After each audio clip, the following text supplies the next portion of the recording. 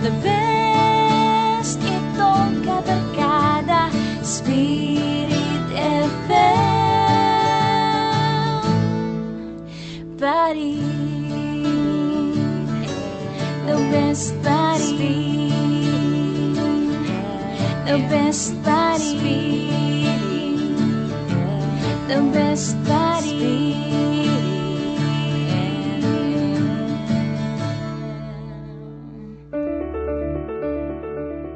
Mga mahinungdanon nga pagpasabot kalabot sa Katolikong simbahan, mga buluhaton ug ang mga nagpaluyo sa mga hinungdan sa tradisyon ug sa mga bag-ong katikaran.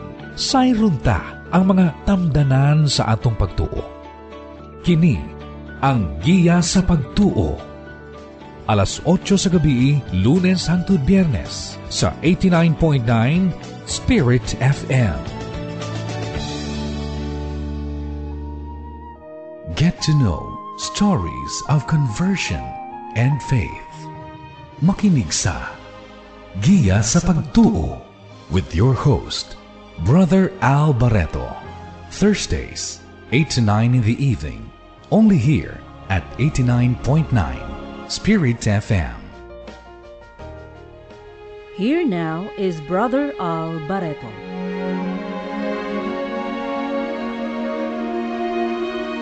Good evening, sisters and brothers.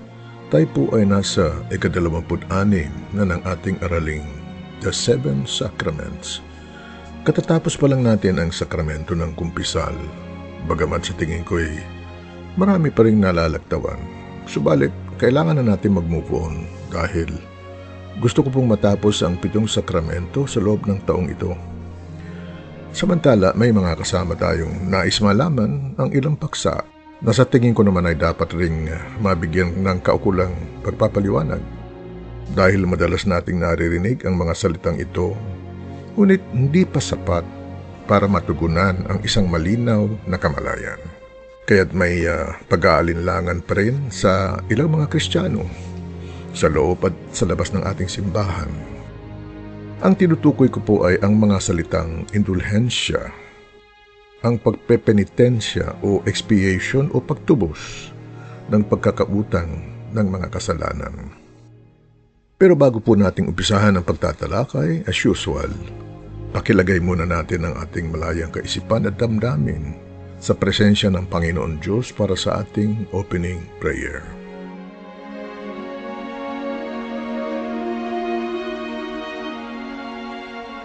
Sa ngalan ng Ama at ng Anak at ng Espiritu Santo. Amen. O Amang makapangyarihan, sagdal sa kadakilaan at wagas sa walang kapantay na pag-ibig, ipinagkaloob mo sa amin ang iyong buktong na anak, nagkatawang tao na katulad namin, maliban sa kasalanan. Patnubayan mo po nawa ang aming pagtatalakay sa mga nakalilitong paksa. Harinawang sa tulong ng iyong Espiritu Santo, mabigyan ng daan para maliwanagan namin 10 ng ating mga sumusubaybay sa palatuntunang landas ng buhay. Ako po ay isa lamang tagapagpamahayag ng iyong mga salita, kung saan pinagkakalooban mo ng liwanag ng iyong katotohanan at kalawalhatian ng iyong pag-ibig. O Ama namin, sumasalangit ka, sambahin ang ngalan mo. Mapasa amin ang kaharian mo, sundin ang loob mo dito sa lupa para nang sa langit. Bigyan mo kami ngayon ng aming kakanin sa araw-araw. At patawarin mo kami sa aming mga sala para ng pagpapatawad namin sa mga nagkakasala sa amin. At huwag mo kami ipahintulot sa tukso at iadya mo kami sa lahat ng masama. Amen. Sa ngalan ng Ama at ng Anak at ng Espiritu Santo. Amen.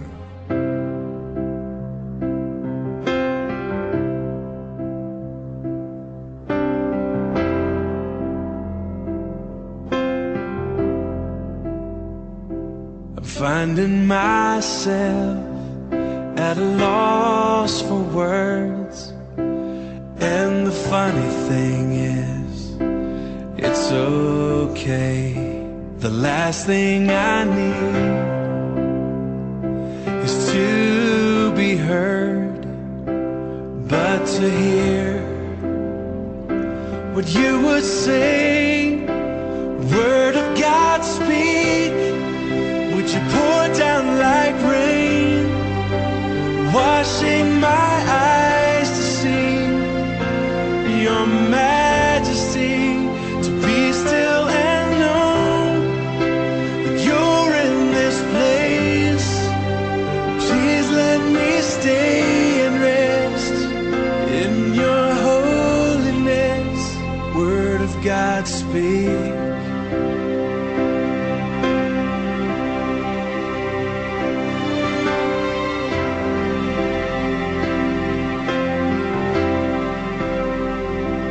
Finding myself in the midst of you, beyond the music, beyond the noise. All that I need is to be with you, and in the quiet, hear your voice. Word of God, speak. Would you pour down like rain, washing my eyes to see your majesty, to be still and know that you're in this place.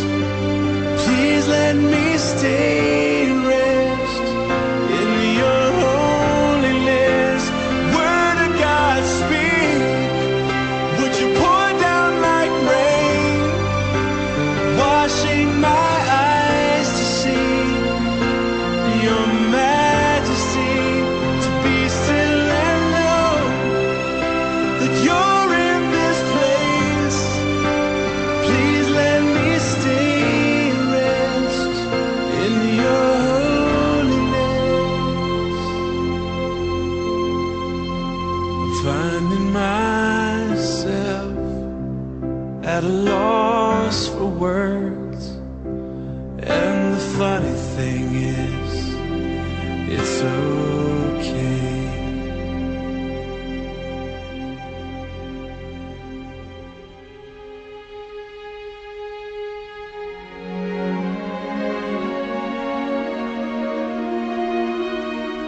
Umpisahan po natin sa salitang indulhensya. Ito po ay mababasa natin sa Kabanata 1471 ng ating Catechism of the Catholic Church. At ayon dito, may dalawang uri ang indulhensya. Ang mga ito ay ang pinatawag na plenaria or plenary. Ibig sabihin nito ay lubusan. Ang ikalawa naman ay ang partial o limitado. Ang indulhensya ay kapatawaran ng Diyos sa parusang temporal ng mga kasalanang pinatawad na. Ang isang binyagan, kung sinusunod at tumutupad sa mga kondisyong nakatagda, ay makakatanggap ng biyaya sa pamamagitan ng kapangyarihan ng simbahan. Dahil siya ang tagapag-ingat ng mga biyayang pangtubos na nagmula kay Kristo Jesus, kay Santa Mariang Birhen at mga santo. Ito po ay ibinabahagi bilang grasya sa bisa ng kapangyarihang ipinagkaloob mismo ng Panginoong Hesukristo na mababasa natin sa Ebanghelyo ni San Mateo, Kabanata 16, Talata 19. Ang kayamanang grasya o biyaya ay ipinagkaloob sa bawat binyagan sa pamamagitan ng pagsunod sa mga kautosang pinagagawa ng obispo o ng Santo Papa sa itinagdang panahon at pamamaraan. There will be partial or plenary remittances of sufferings on sins that were required after receiving the absolution.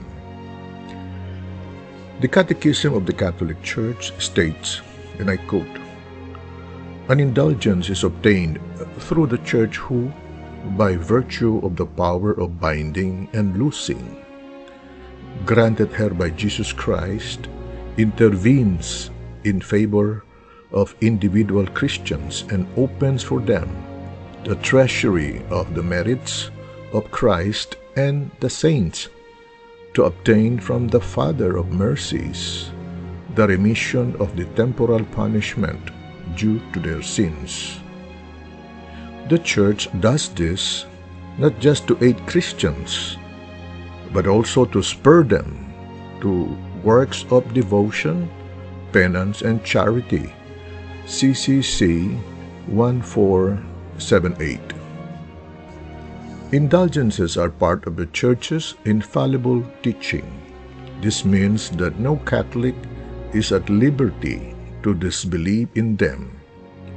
The Council of Trent stated that it condemns with anathema those who say that indulgences are useless or that the Church does not have the power to grant them. Council of Trent, Session number 25, Decree on Indulgences. Trent's anathema places indulgences in the realm of infallibly defined teachings. The pious usage of indulgences dates back into the early days of the Church, and the principles underlying indulgences extend back into the Bible itself. The principles behind indulgences are as clear in the Scripture as those behind more familiar doctrines such as the Holy Trinity. Before looking at those principles more closely, we should define indulgence. In his Apostolic Constitution on Indulgences, Pope Paul VI said, "An indulgence is a remission before God of the temporal punishment due to sins whose guilt has already been forgiven, which the faithful Christian, who is duly disposed, gains under certain defined conditions through the help of the Church as minister of redemption. She dispenses and applies with authority the treasury of the satisfactions won by Christ and the saints." Indulgentiarum Doctrina numero 1. This technical definition can be phrased more simply as an indulgence is what we receive when the Church lessens the temporal, meaning lasting only for a short time, the penalties to which we may be subjected to, even though our sins have been forgiven. To understand this definition, we need to look at some biblical principles behind the granting of indulgences. But before we do that, let's take a break for this song entitled Walang Pagmamaliw by the Bukas Palad Music Ministry.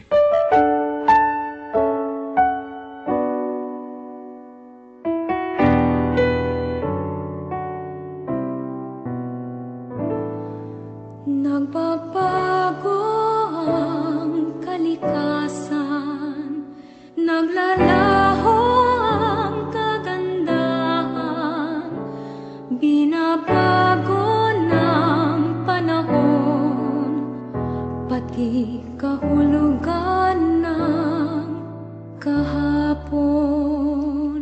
Kumukupas ang karangalan, nalilimot ang pangalan. Kung ang lahat na lang lumilipas, ano kayang di maagnas? Isa lang ang di nagmamaling, ang pag-ibig mo giling.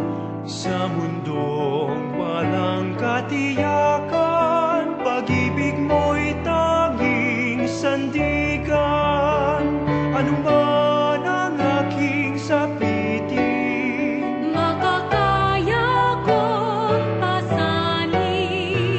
ipabatid mo lang sa akin. Ako'y mahal mo pa rin.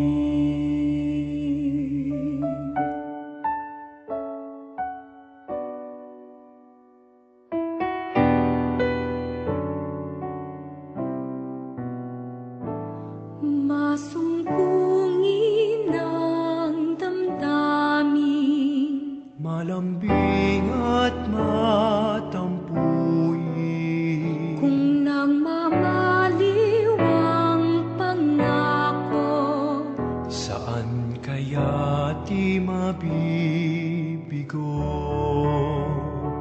Isa lang ang di nagmamaliw, ang pag-ibig mo giliw. Sa mundong walang katiyakan, pag-ibig mo'y tanging sandigan. Ano man ang aking sapitin, Makakaya kong pasanin. ipabatid mo lang sa akin.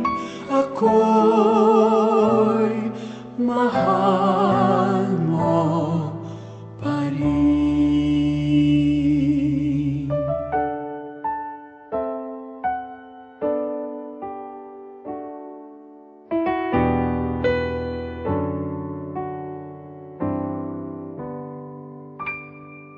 Isa lang ang di nagmamaliw, ang pag-ibig mo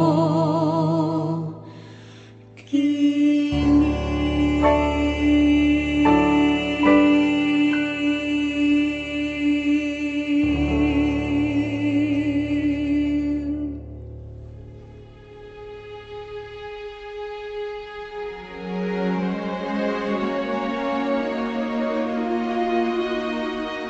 Tayo po ay nasa ikalawang bahagi na ng ika-26 ng ating araling The Seven Sacraments. Tinatalakay po natin ang ilang mga bagay o salita na nakakapagdulot ng kalituhan sa atin at kasalukuyan natin tinatalakay ang salitang indulhensya. Gaya ng nabanggit ko kanina, may ilang batayan ang nais kong ipahayag na magmumula sa banal na salita. Una, ang kasalanan ay nagdudulot ng pagkabagabag sa konsensya at humahantong sa kaparusahan. Ayon sa banal na kasulatan, ang pagkabagabag ng konsensya ay mistulang sugat na nabubulok sa ating kaluluwa, na lalong pinahahabdi sa harapan ng Panginoon. Si Propeta Isaias sa Kabanata 1, talata 18, ay may ganitong paglalarawan. Gaano man kapula ang inyong mga kasalanan, kayo'y aking papuputiin tulad ng niebe o bulak, sabi ni Yahweh. Ang paglalarawan ng kulay pula ay nangangahulugan ng kasugdulan ng kasalanan. But more than that, guilt in our conscience is subjecting oneself to punishment. Let me quote Isaiah 13:11. I will punish the world for its evil, and the wicked for their iniquity. I will put an end to the pride of the arrogant, and lay low the haughtiness of the ruthless. Close quote. Judgment pertains even to the smallest sins, for God will bring every deed into judgment, with every secret thing, whether good or bad. Ito ay nasa Ecclesiastes 12:14. Ikalawa, ang parusa ay maaaring panandalian o panghabang buhay. The Bible indicates that some punishments are meant for eternity, while others are temporal. Eternal punishment is mentioned in Daniel 12:2, and I quote, "And many of those who sleep in the dust of the earth shall awake, some to everlasting life, and some to shame and everlasting condemnation." Close quote. We normally set our sights on the eternal punishment of sins, but Scripture indicates that temporal punishments are real, and they go back as far as the first sin of Adam and Eve. To the woman, God said, "I will intensify the pangs of your childbearing. In pain you shall bring forth children." And to the man he said, "Cursed be the ground because of you. In toil shall you eat its yield all the days of your life." Ito ay nasa Genesis chapter 3 verses 16 to 17. Ikatlo, Maaring manatili pa rin ang panandaliang parusa kahit ang isang kasalanan ay napatawad na. When someone repents, God removes his guilt. Isaiah 1:18. And any eternal punishment, Romans 5:8, but temporal penalties may remain. One passage demonstrating this is 2 Samuel chapter 12, in which Nathan the prophet confronts King David of his adultery. And I quote, "Then David said to Nathan, I have sinned against the Lord." Nathan replied, "The Lord on his part has forgiven your sins. You shall not die. But since you have utterly spurned the Lord, the child born to you must surely die." This is in 2 Samuel chapter 12 verses 13 to 14. God forgave David, but David still had to suffer the loss of his son, as well as other temporal punishments. 2 Samuel 12 verses 7 to 12. Catholics as well as some mainline Protestants do believe that although Jesus paid the price for our sins, He did not relieve our obligation to repair or expiate what we have done. Acknowledging that if you steal someone's car, you have to give it back. It isn't enough just to repent. Scripture tells us that death entered the world through original sin, Genesis 2:17 and Romans 5:12. When we first come to God, we are forgiven. And when we sin again, we are still forgiven after the sacrament of confession. Yet, that does not free us from the penalty of death. Even the one forgiven dies. The penalty, therefore, remains. This, therefore, is the temporal punishment, since physical death is temporary until we are resurrected. Basahin po natin sa aklat ni Propeta Daniel, Kabanata 12, Talata 2, and I quote, "Muling mabubuhay ang maraming mga namatay sa lahat ng panig ng daigdig. Ang iba'y sa buhay na walang hanggan, at ang iba nama'y sa kaparusahang walang hanggan." Close quote. Ang ikaapat, pinagpapala ng Diyos ang ilang tao bilang gantimpala mula sa pananampalataya ng iba. In Matthew chapter 9, verses 1 to 8, Jesus heals a paralytic and forgives his sins after seeing the faith of his friends. Ganun rin ang pagtuturo ni San Pablo sa Roma 11, talata 28, and I quote, "Kahit tinanggihan ng mga Israelita ang magandang balita, sila'y mahal pa rin ng Diyos alang-alang sa kanilang mga ninuno." Close quote. When God blesses one person as a reward to someone else's efforts, the specific blessing He gives is a reduction of the temporal penalties to which the first person is subject to or subjected to. For example, God promised Abraham that if he could find a certain number of righteous men in Sodom, he was willing to defer the city's temporal destruction for the sake of the righteous. Genesis chapter 18, verses 16 to 33. Ang ikalima at huling prinsipyo ay God remits temporal punishment through the church. God uses the church when He removes temporal penalties. This is the essence of the doctrine of indulgences. Earlier, we defined indulgences as what we receive when the church lessens the temporal penalties to which we may be subjected to, even though our sins have been forgiven. The members of the church became aware of this principle through the sacrament of penance. From the beginning, acts of penance were assigned as part of the sacrament because the church recognized that Christians must deal with temporal penalties, such as God's discipline, and the need to compensate those our sins have injured.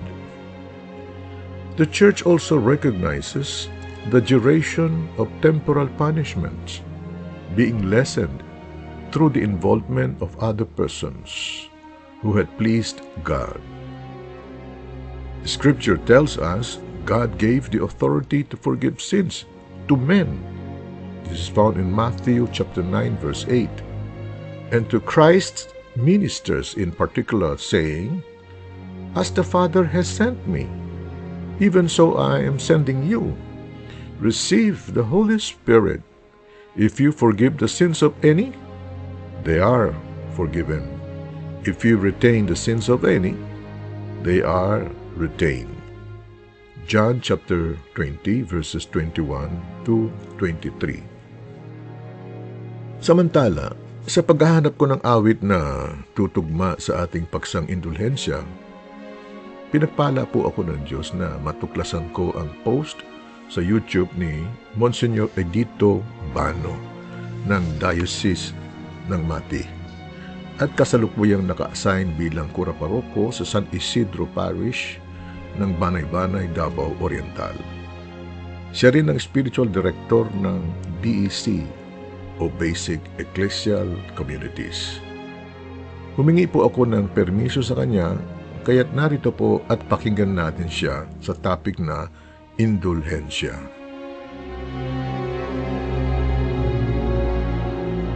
Indulhensya. Ang pulo nga indulhensya gikan sa Latin nga pulo nga indulhentia, nga gikan pod sa pulo nga indulhio, nga nagpasabot og kaluoy o pabor. Sa post-classic Latin, kini nagpasabot pagwagtang sa buhis. Sa balaod sa mga Romano, kini nagpasabot nga paghatag o kagawasan gikan sa pagkabihag o kastigo. Sa theological language, kini nagkahulugan sa kaayo o kaluoy sa Dios. Pero dinhi ang indulhensya nagpasabot sa pagwagtang sa temporal nga kastigo tungod sa sala nga napasaylo na. Mao kini ang extra sacramental sa pagwagtang sa kastigo sa sala nga napasaylo na pinaagi sa pagkumpisal. Pinagi ni ini nga kahulugan angen nga timan-an ang mosunod nga mga puntos. Una, diha sa sakramento sa bunyag, dili lang ang guilt of sin ang giwagtang, kung dili ang penalties nga nagadikit sa sala. Sa sakramento sa pagkumpisal, ang guilt of sin giwagtang og usab ang dumalayon nga kastigo tungod sa salang mortal. Apan bisan pa nini, na ay nagpabilin nga temporal nga kastigo nga gikinahanglan sa Dios nung hustisya o kinahanglan nga kini matuman hi ining kinabuhia o sa kalibutang musunod sama sa purgatorio. Ang indulhensya nga ihalad sa makasasalang nagbasol magpaabot sa pagwala sa utang samtang ania pa sa kalibutan. Ikaduha, sa sakramento sa pagkumpisal, ang makasasalang nagbasol human nga nakadawat sa absolution gikan sa guilt of sin, libre sa temporal penalty pinaagi sa indulhensya. Ambot ipasabot ang sala na pasaylo sa kinatibuk-an o ang epekto sa sala na wagtang lamang kung nahumana sa nagbasol nga makasasala ang kompletong reparation o pag-uli o sa makabuhi sa kastigo o sa hasol. Ikatulo, ang katagbawan nga gitawag og penitensya nga gihatag sa nagkumpisal sa paghatag sa absolution kabahin kini sa sakramento sa pagkumpisal. Ang indulhensya mao ang extra sacramental nga mao ang epekto sa pagkumpisal, pagbasol og sakramentong katagbawan. Lahi kini sa gipabuhat nga penitensya sa makasasalang nagbasol sama sa pag-ampo, puasa og paghatag og limos. Pero ang indulhensya anaa sa disposal sa penitente sa merito ni Kristo og sa mga santos. Ikaapat, siya nga nakaginansya sa indulhensya wala nagtanyag sa hinanali nga kagawasan sa iyang obligasyon nga penalty, kung dili gitagaan sa paagi nga makabayad niini. Ang simbahan wala nagbiya sa pinitinti nga walay kapaingnan sa iyang kalingkawasan sa tanan nga tulubagon. Ang simbahan nagtabang sa pinitinti nga matuman niya ang iyang obligasyon. Ikalima, sa paghatag sa indulhensya, ang maghatag ni inimao ang Santo Papa o Obispo. Sila wala naghatag silang personal nga merito diha sa kagustuhan sa Dios nga ipabuhat sa makasasala. Ang Santo Papa o Obispo milihok sa iyang kapasidad nga naay jurisdiction o autoridad diha sa simbahan nga pinaagi sa espirituhanong bahandi, sila nagkuha sa pamaagi sa kabayaran. Ang simbahan siyang kaugalingon, dili ang ultimo nga tag-iya, kundi tigdumala sa sobrang kaabudansya sa mga merito. Sa pagbuhat niini, ang simbahan nagatuman sa kagustuhon sa Diyos ng kaluoy o ang demanda sa Diyos ng hustisya. Ang simbahan karon magadetermina sa kadakuon sa kahimtang uban sa mga kondisyonis nga pagabuhaton sa pinitinti aron sa pag-angkon sa indulhensya. Ang Santo Papa nga mao ang pinakaulo sa simbahan makahatag sa tanang klaseng mga indulhensya ngadto sa tumutuo o sa lamang ang makahatag sa plenarya indulhensya. Ang autoridad sa obispo nga kaniadto walay limit karon gilimitahan ni Papa Innocente III sa tuig 1215 sa paghatag o usa ka tuig nga indulhensya sa dedication sa simbahan og 40 ka adlaw sa ubang okasyon. Kining indulhensya dili pwede sa kalag nga mipanaw na. Kini nga indulhensya maangkon sa tao nga dili sakop sa diocese pero diha lang sa maong diocese og ubos sa obispo nga naghatag. Ang pare o ang abots o generals sa mga religious orders dili makahatag og indulhensya kung wala gi-authorize. Sa laing bahin, ang Santo Papa pwede maka-empower sa cleric nga dili pari sa paghatag og indulhensya. Unsa man ang klaseng indulhensya? Una, universal o local indulhensya. Kini nga indulhensya maangkon bisag usa ni ining kalibutan. Ang lokal nga indulhensya maangkon sa usa lang ka lugar. Ikaduha, perpetual o temporaryo. Ang perpetual nga indulhensya maangkon bisag unsang panahona o ang temporaryo pwede lang sa pipila ka adlaw o sulod sa usa ka panahon. Ikatulo, real o personal. Ang real indulgence nakakabit kini sa usa ka butang sama pananglitan sa krusipiho, rosary o medalya. Ang personal indulgence mo kadtong wala nang inahanglan og paggamit og material nga mga butang o kinigihatag sa usa ka pundok nga katawhan sama pananglitan sa usa ka order of fraternity. Ikaapat, plenary o partial. Ang plenary indulgence mao ang pagtanggal sa tanang temporal punishment tungod sa sala o busa wala na dugang nga pampawala nini didto sa purgatorio. Ang partial indulgence mao ang pagpatuman sa usa ka bahin sa penalty o kini nga bahin gidetermina sumala sa disiplina penitensya sa bag-o pa ang simbahan. Ang pag-ingon nga ang indulhensya sa dakong mga adlaw o tuig nga gihatag nagpasabot og pagpapas sa kastigo sa purgatorio. Ang Dios lamang ang nasayod unsa ang penalty nga nabilin og angay nga bayran og unsa kabug-aton ang kadugayon. Ang ubang indulhensya gihatag sa ngalan sa mga buhi lamang, samtang ang uban gibuhat sa ngalan sa kalag nga bibiya. Ang simbahan nagahatag og indulhensya sa mga buhi nga iyang jurisdiction, pero wala sa jurisdiction sa mga patay o naghimo sa indulhensya nga available kanila pinaagi sa suffrage. Pananglitan, ang simbahan nagpetisyon ngadto sa Dios sa pagdawat sa lihok sa katagbawan o sa pagpamubo sa pag-antos sa mga kalag sa purgatorio. Tungod kay ang simbahan nagproklamar og indulhensya, wala kini nagpasabot nga kini maangkon nga walay paningkamot sa kabahin sa mga tumutuo. Ang nakadawat sa indulhensya na libre sa guilt of mortal sin. Para sa plenary indulgence, ang pagpangumpisal o pagkalawat gikinahanglan, samtang ang partial indulgence dili obligatory ang pagkumpisal. Ang usa ka tawo maghimo og usa ka maayong buhat, pagampo, maghatag og limos ug maghimo og maayong buhat sama sa pagbisita sa simbahan ug uban pa nga gikinahanglan aron makadawat og indulhensya.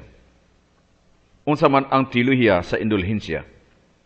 Ang mga dili Katoliko nagpasangil nga ang indulhensya mao ang kinatibuk-an nga pagpasaylo sa sala nga nabuhat o kini lisensya pod sa paghimo og dugang mga sala. Og sila nga tarungan nga ang kondisyon aron maangkon ang indulhensya mao ang bayad og kwarta nga ihatag sa pari. Kini nga pasangil usa ka bakak og usa ka pagbutang-butang. Ang indulhensya mao ang pagwagtang sa tubangan sa Dios og temporal punishment tungod sa sala din ang sala na pasaylo na diha sa sakramento sa pagkumbisal o pinaagi sa lihok sa paghinulsol nga gihatag sa competent ecclesiastical authority of the church, treasury of merits. Ngadto sa mga buhi pinaagi sa absolution og sa mga patay pinaagi sa suffrage. Gitawag kini nga temporal tungod kay kini mulungtad niining kalibutana o sa sunod. Kini mulungtad sa usa ka panahon o kini lahi kay sa dumalayong kastigo sa impyerno, din ang matagrabe nga sala na ay kastigo. Ang panudlanan sa merito nga usahay gitawag nga panudlanan sa katagbawan o panudlanan sa simbahan mao ang sobrang kaabundansya tinubdan sa mga merito o katagbawan ni Kristo nga labaw sa panginahanglan sa kaluwasan og dugang paniining naghinubrang merito o katagbawan ni Birhen Maria og mga santos. Nining panudlanang merito sa simbahan, ang Santo Papa naghatag og indulhensya. Ang Diyos tigmugna og sa Ginoo sa universidad. Walay balaod sa hustisya nga molabaw pa sa iyaha. Ang Diyos mao ang supreme norm. Siya ang hustisya. Ang Diyos nagpakita siyang hustisya og isip huwis. Wala siya nagpakita og partiality. Sumala sa Roma, Kapitulo 2, versikulo 11, kay ang Diyos walay pinalabi. Siya nagaganti sa mga maayo o nagkastigo sa mga dotan. Ang pagpremyo sa maayo o pagkastigo sa dotan, dilit lamang kay kinitrabaho sa Diyos ng hostisya. Pero sa mao ang lihok sa kaluoy, sa mga siya nagganti nga dili masukod o nagkastigo sa mga makasasala. Mateo, Kapitulo 19, versikulo 29, og ang matag-usa nga nagbiyag mga balay o mga igsoong lalaki o mga igsoong babae o amahan o inahan o mga anak o kayutaan tungod sa akong ngalan magadawat og usa ka gatos ka pilo o magapanunod sa kinabuhing dayon. Ang kapasayloan sa sala dili lamang kay kinilihok sa kaluoy pero usab lihok sa hustisya og ang Dios nagdemanda sa mga makasasala og pagbasol og pagbayad. Pananglitan, si Hari David nakasala batok sa Ginoo, pinagi sa pagpatay kang Uriah nga hitihanon tungod kay sa nagtinguha sa asawa ni Uriah nga mao si Bathsheba. Si David nagbasol sa iyang sala sa tubangan ni propeta Nathan og ang Dios nagpasaylo kaniya. Pero ang Dios nagdemanda sa kinabuhi sa anak ni David isip bayad sa iyang kasalanan sa Dios. Kaduhang Samuel, Kapitulo 12, versikulo 13 hangtod 18. Og si David miingon kang Nathan, ako nakasala batok sa Dios. Og si Nathan miingon kang David, ang Dios sa nagpapa sa imong sala, ikaw dili mamatay. Bisan pa niya na tungod kay niining buhata, ikaw naghatag og dakong hinungdan sa mga kaaway sa Dios sa pagpasipala, ang bata usab nagmataw mamatay gayud. Og si Nathan milakaw ngadto siyang balay. Og ang Dios naghampak sa bata nga gianak sa asawa ni Uriah kang David o kini nagmasakiton sa hilabihan. Busa si David nagpakiluoy sa Dios alang sa bata o si David nagpuasa og misulod og mihigda sa tibuok nga gabii sa ibabaw sa yuta. Og ang Dios mingon kang Moses og kang Aaron og ang mga ansyano sa iyang balay mingbangon og mingtindog sa tupad kaniya aron sa pagbangon kaniya gikan sa yuta. Apan siya wala bumuot, ni mukaon siya og tinapay uban kanila. Og nahitabo sa ikapito kaadlaw ang bata namatay. Og ang mga sulugoon ni David nahadlok sa pagsugilon kaniya nga ang bata patay na. Kay sila miingon, anya karon samtang buhi pa ang bata, kita mingsulti kaniya og wala sa mamati sa atong tingog. Pagkadako ang pagsakit sa iyang kaugalingon kung siya sugidlan nato nga ang bata patay na. Sa atong gibasa, si David nakasala. Apan bisan kung siya gipasaylo na, pero siya nagantos gihapon sa kastigo. Si Adan ug Siba usa-usab ka ehemplo sa kamaturan. Ang Dios nagpasaylo sa ilang sala nga malapason, pero nagkastigo sa taas nga panahon sa katumanan. Moghapon ang kang Moises ug Aaron, din ang ilang masala gipasaylo nga mao ang gamay nga pagsupak sa Dios nung kasuguan. Pero silang duha gikastigo pinaagi sa wala paghatag kanila sa kalipay sa pagsulod sa yutang saad. Numero Kapitulo 20, versikulo 12.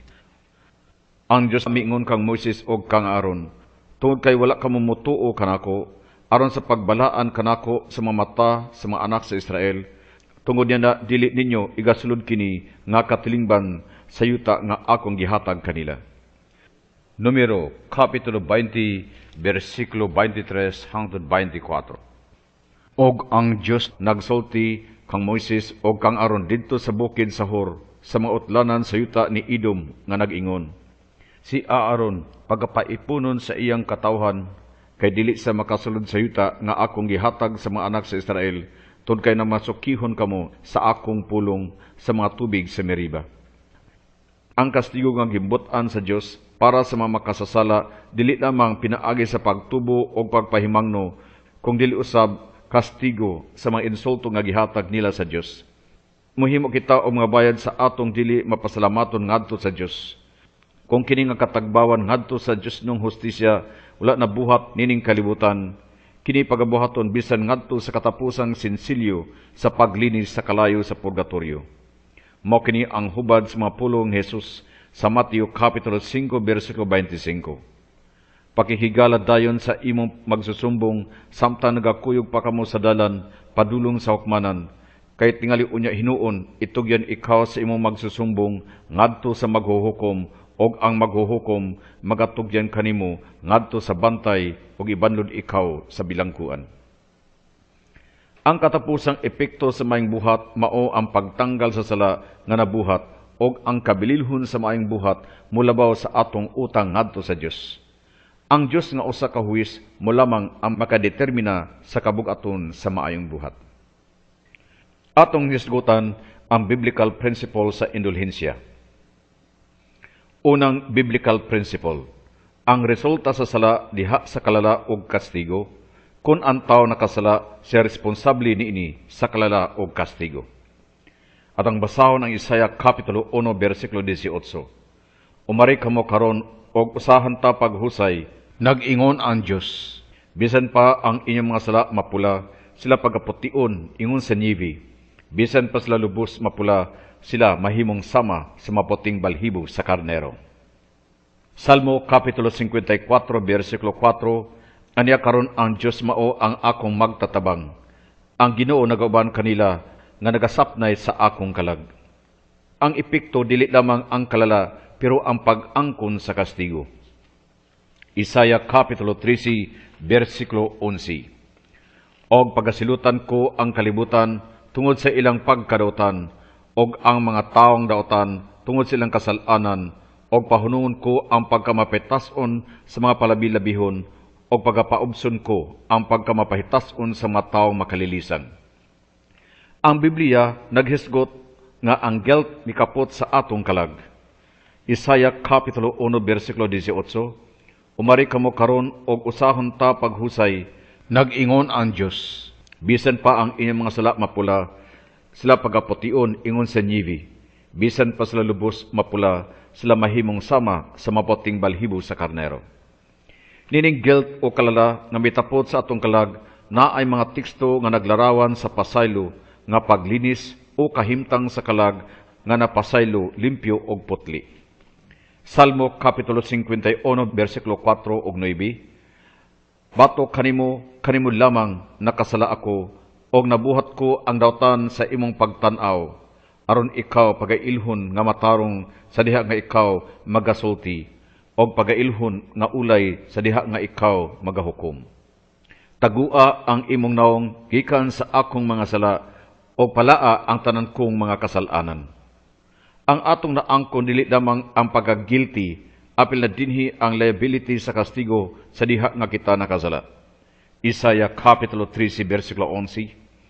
Og pagasilutan ko ang kalibutan tungod sa ilang pagkadautan, og ang mga taong dautan tungod silang kasalanan o pahunungon ko ang pagkamapitason sa mga palabilabihon o pagapaobson ko ang pagkamapitason sa mga taong makalilisan. Bisan ang gamay nga sala na ay kastigo. Ecclesiastes Kapitulo 12, versikulo 14, hukman sa Diyos ang tanantang buhat, bisan ang atong gibuhat sa tago, mayuman kini o dawtan. Ikaduhang biblical principle, ang kastigo temporal o eternal. Ang Biblia nagpadayag nga ang ubang kastigo dumalayon hangtod sa kahangturan, pero ang ubang kastigo temporal. Kining dumalayon nga kastigo gisgutan diha sa Daniel Kapitulo 12, versikulo 2, og ang daghang kanila nga nangatulog sa bug sa yuta mahigmata, ang uban ngadto sa walay katapusang pagtamay.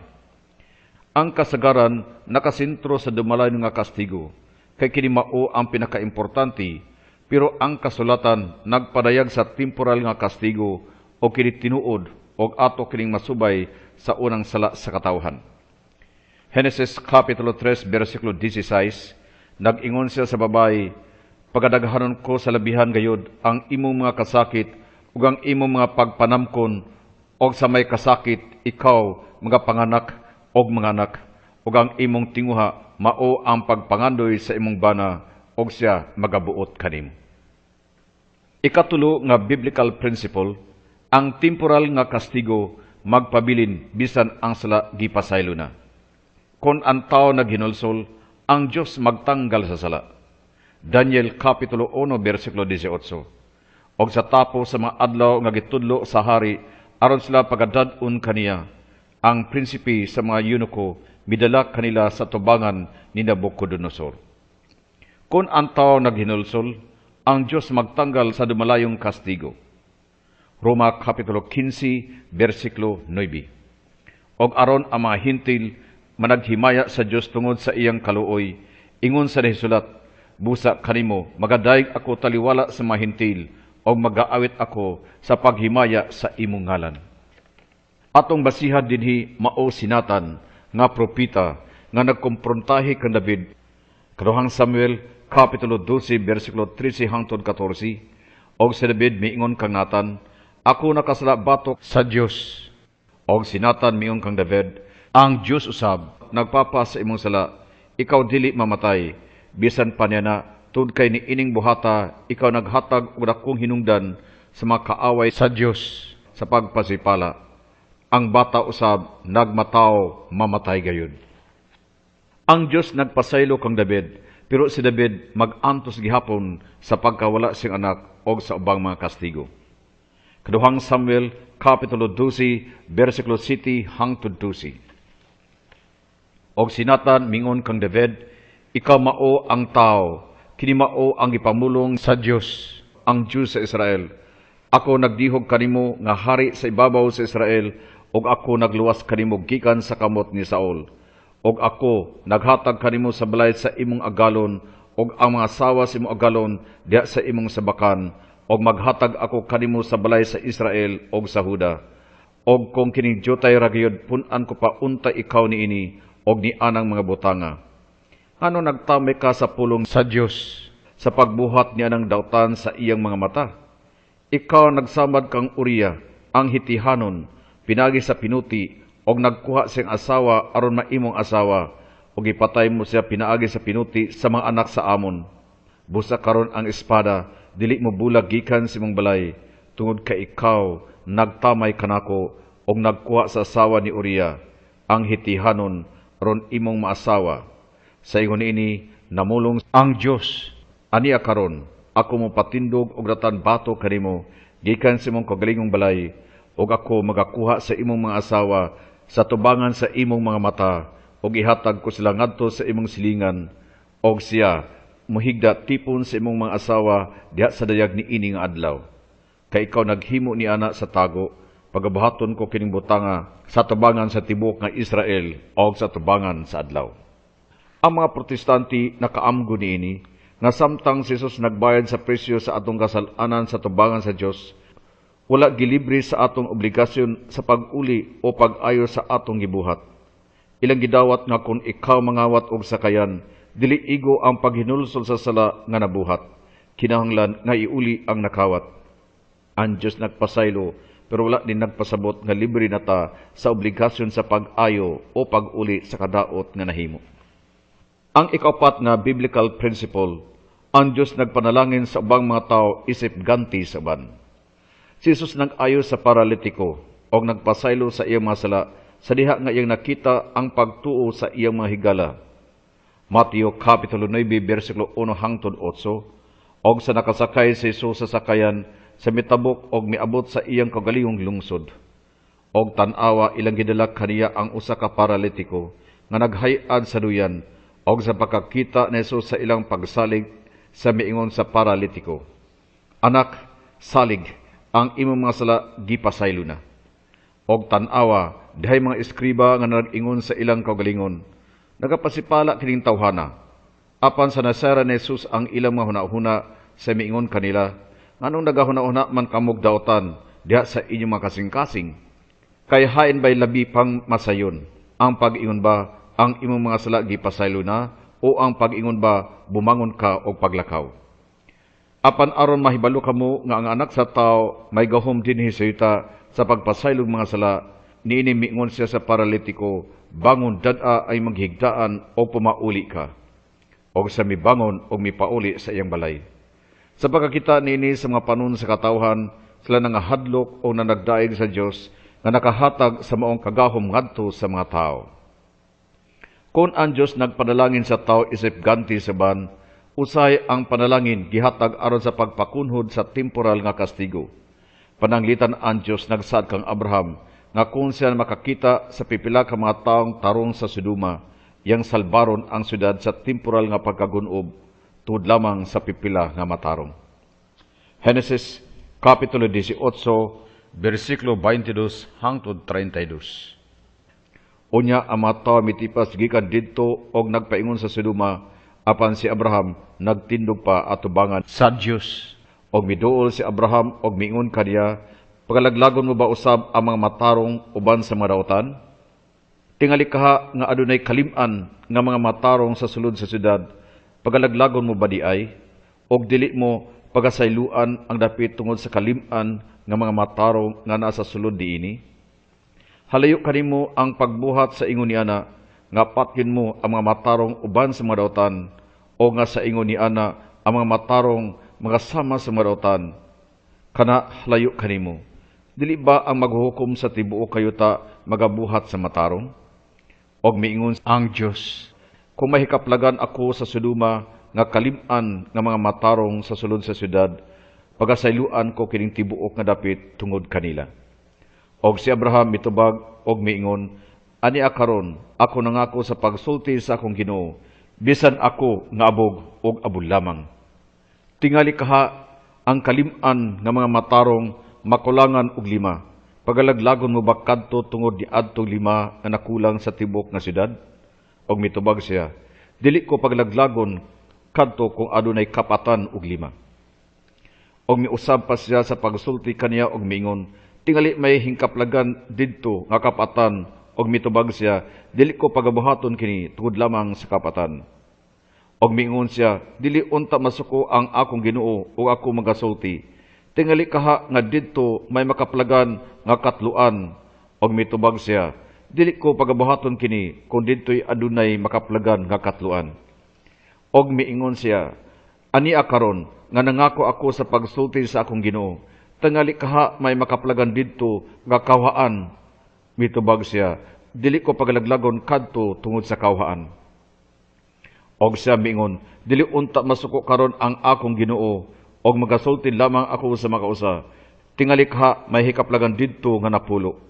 Mitubag siya, "Dili ko pagalaglagon tungod sa napulo." Lahi nga teksto, Unang Hari, Kapitulo 11, versikulo 11 hangtod 13. Busa ang Dios, miingon kang Solomon, "Tungod kay kini imong nabuhat, og ikaw wala makatuman sa akong tugon, og sa akong kabalauran nga akong ginasugo kanimo. Sapagkat tinud gisiyon ko ang gingarian gikan kanimo, og ihatag ko kana sa imong ulipon. Bisan panini sa imong adlaw dili ko kana himuon, tungod lamang kang David nga imong amahan, apan gisiun ko kini gikan sa kamot sa imong anak." o galing dili ko gisiun ang tibok gingharian, apan muhatag ako og usa ka kaliwat sa imong anak tud kang David nga imong amahan og tungod sa Jerusalem nga akong gipili. Ang mga Hudiyo gipili nga gimahal sa Dios tungod sa ilang mga katigulangan. Roma Kapitulo 11, versikulo 28 hangtod 29. Labot sa maayong balita sila mga kaaway sa Dios alang sa inyong kaayuhan, apan labot pa sa pagpamili niya, sila mga pinalangga alang sa pahinungdan sa ilang mga ginikanan, kay ang mga gasa o ang pagtawag gikan sa Dios dili mabakwi. Ang ikalimang biblical principle, ang Diyos nagtanggal sa temporal nga kastigo pinaagi sa simbahan. Ang Diyos nagagamit sa simbahan sa pagtanggal sa temporal nga kastigo pinaagi sa sakramento sa pagkumbisal. Din ang mga Kristiyanos matubang sa temporal nga kastigo isip disiplina sa Diyos o panginahanglan sa pagbayad sa kadaot sa sala nga nahimo. Sa bag-o pa ang simbahan, ang penalty usay bugat para sa dagkong mga sala sama sa apostasya, pagpatay, pagpalaglag, o ang penalty mulungtad sa mga katuigan. Pero karon ang simbahan bila nga pwede pamuban ang temporal penalty, pinaagi sa pagpahalipay sa Dios, pinaagi sa relisyong nga buhat o charitable acts, sama sa pagbisita sa mga masagiton o mga piniriso nga nagpadayag sa kasubo o sa mga kaikag sa pagbayad sa kasalanan. Ang simbahan miila nga ang kadagayon sa temporal punishment kamuban pinaagi sa pag-apil sa bang mga tao nga nagpahalipay sa Dios. Mateo Kapitulo 9, versikulo 8, sa pagkakita ni ini sa mga panon sa katawhan, sila nang hadlok o nanagdaig sa Dios nga naghatag sa maong kagahom ngadto sa mga tao. 1 Kapitulo 20, versikulo 21 hangtod 28, og si Jesus mingon kanila pag-usab, ang kalinaw mag-uban kaninyo. Maingon nga gipadala ako sa mahan, mo man usab, igapadala ko kamo. Og sa nakasulti na siya niini, gayoy pa niya sila sa iyang gininhawa og miingon kanila, dawatan ninyo ang Espiritu Santo. Kinsa ganing mga sala ang inyong pasayloon, kini pagapasayloon. Kinsa ganing mga sala ang inyong pahawiran, kini pagahawiran. Usa sa naplugduha nga mao si Tomas, nga ganlan ang kaluha, wala miuban kanila sa pagtungha ni Jesus. Busa gisugidlan siya sa ubang mga tinun-an nga nag-ingon, nakita namo ang Ginoo. Apan sa mingon kanila, gawas ko makita ko ang inagian sa malansang diha sa iyang mga kamot, og ikapasulod ko ang akong tudlo diha sa inagian sa malansang, og ikapasulod ko ang akong kamot diha siyang kilid, diligid ako motuo. 8 kaadlaw tapos nini, ang iyang mga tinun-an didto na usab sa sulod sa balay, og si Tomas uban kanila. Ang mga pultahan tinakpan, apan si Jesus mitungha og mitindog sa ilang taliwala og mingon, ang kalinaw magauban kaninyo. Og siya mingon kan Tomas, ihikap dinhi ang imong tudlo og tan-awa ang akong mga kamot, ambi ang imong kamot og ipasulod kini sa akong kilid. Ayaw na ni anang pagkadili matinuuhon, hinunua magmatinuuhon ka. Og si Tomas mingon kaniya, Ginoo ko og Dios ko. Kung si Kristo naghatag sa mga ministro sa abilidad sa pagpasaylo sa kastigo sa malantarong sala, siya nagsaad siyang simbahan sa gahom sa paghiskot ug sa pagtugot. Mateo Kapitulo 18, versikulo 18. Sa pagkatinuod, magingon ako kaninyo, nga bisan unsa inyong pagabuhaton dinhi sa yuta, didto sa langit magailuhon kini nga binugkos. Og bisan unsa inyong pagaluagan dinhi sa yuta, didto sa langit pagailuhon kini nga linuagan. Nining puntuha ang gahom sa pagtugot o paghugot, nag-apil na dinhi ang disiplina sa simbahan, o nining disiplina, nag-apil na dinhi ang pag-administrar o pagtanggal sa temporal nga penalties sama sa pagdili kanila sa pagdawat sa mga sakramento. Busa ang gahom sa pagtugot o paghupot, nag-apil na dinhi ang pag-administrar sa temporal penalties. Ang ikaunom nga biblical principle, ang Diyos nagpanalangin sa mga patayng Kristiyanos isip ganti sa mabuhing Kristiyanos. Sa sinugdan, ang simbahan nagaila sa kamhinungdanon sa pag-ampo sa mga patay, aron adunay hinanali ang pag-adto sa langit pinaagi sa purgatorio. Ang simbahan nagaila o nagatudlo nga ang indulhensya sa kanunay naga-apply sa mga patay pinaagi sa mga pag-ampo. Ang kostumbre sa pag-ampo para sa mga patay dili kini restricted sa katolikong pagtulamang. Ang mga Hudyo nagbansay usab sila sa pag-ampo sa mga patay. Kung ang Hudyo namatay, ang mga buhi nga nagmahal nagaampo kaniya o gitawag nila kini og mourner's kadis. Sulod sa 11 ka bulan, gikan siyang pagkamatay alang sa paglinis sa kalag. Sa Karaang Testamento, si Juda Maccabeo nakagita sa mga lawas sa mga sundalo nga namatay uban silang patutuong mga amulets panahon sa gira. Si Juda ug ang iyang mga tawhan nagaampo nga nangamuyo nga ang ilang mga sala nga nahimo pasayloon. Kaduhang Maccabeo, Kapitulo 12, versikulo 42 hangtod 46. Og nangamuyo sila kaniya nga papason unta sa hingpit kining salaa. Unya ang bantugang si Judas nag-awhag sa katawhan sa paglikay sa sala kay sila mismo nakakita man unsa ang natabo di adtong mga tawhana nga nagpakasala. Nagpaamot usab siya gikan sa tanan niyang mga tao o mikabat og 2,000 ka salapi nga plata. Og ipadala kini ngadto sa Jerusalem aron gamiton alang sa usa ka halad alang sa sala. Si Judas naghimo nining hamili nga butang tud kay nagtuo siya sa pagabanhaw. Kung wala pa siya magtuo nga ang patay mabanhaw, usa unta ka butang nga binuang og walay kapuslanan ang pag-ampo alang kanila. Nining malig-on og Dios nun nga hunahuna nga ang tanang mga tao nga nagtuo sa Dios makadawat og usa ka ganti nga katingalahan. Si Judas nangandam alang sa usa ka halad alang sa sala aron malingkawas sa ilang mga sala sila nga nangamatay. Tungod nining malig-on og Dios nun nga hunahuna nga ang tanang mga tao nga nagtuo sa Dios makadawat og usa ka ganti nga kahibulungan. Si Judas nag-andam og usa ka halad aron makalingkawas ang nangamatay sa ilang mga sala.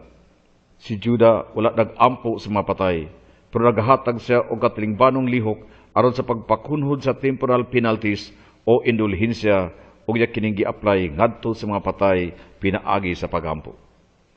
Kining indulhensya mokonekta sa pulo nga expiation. Si Protestant scripture scholar Leon Morris nag-ingon nga ang expiation is making amends for a wrong. Kini nga kalugan pareha sa The Wycliffe Bible Encyclopedia nga nag-ingon, the basic idea of expiation has to do with reparation for a wrong, the satisfaction of the demands of justice through paying a penalty. Kung hitungod sa maluntarong epekto sa sala, si Kristo lamang ang makaamin o makarepair.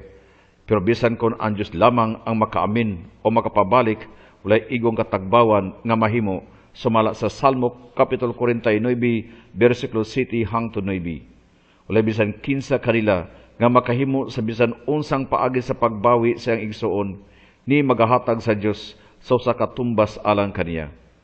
Kay ang pagtubo sa ilang makinabuhi bililhon man o kini mapakya sa gihapon. Nga siya magkinabuhi sa kanunay, nga siya dili gayod makakita sa pagkadunot. Roma Kapitulo 11 versikulo 35, o kinsabay nakahatag kaniyang gasa aron kaulian siya balos. Pero wala pod ni nagpasabot nga di ta makaamin o makahimo sa pagrepair sa epekto sa kasalanan. Pananglitan kung adunay mangawat og butang, iya gyud nang iuli. Kung ang tao nakadawat sa kadungganan, sa makahimo og publikong pagkorehir. Kung sa nakadawat og butang, yang bayran ang nawala o nadaot. Kining tanan nga paagi, din ang tao makahimo og parcel nga pag-amen. Excellent biblical illustration nga ang tao makahimo og temporal amendment bisan dili eternal atonement, diin si Kristo lamang ang adunay kapasidad. Bisan dili external atonement, diin si Kristo lamang ang kapabol. Nakahimo para sa sala pinagi sa buhat sa kaluoy o pagkasumusunod.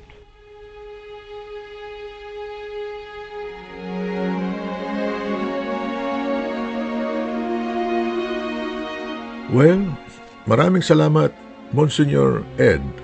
Sobrang linaw po ang inyong mensahe at sigurado ko na marami ang mabubulahan sa iyong kaayuhan. Let us pray.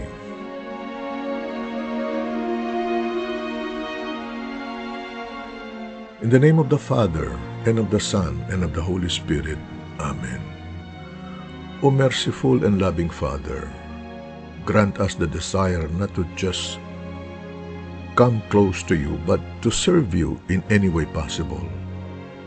Itanim mo po sa aming mga kaisipan ang kahalagahan ng pag-aalis ng mga bagay na humahadlang tungo sa mga gawaing nakalulugod sa iyo. As for me and my household, we will serve the Lord. Joshua 24:15. Hail Mary, full of grace, the Lord is with thee. Blessed art thou among women, and blessed is the fruit of thy womb, Jesus. Holy Mary, Mother of God, pray for us sinners, now and at the hour of our death. Amen. In the name of the Father, and of the Son, and of the Holy Spirit. Amen.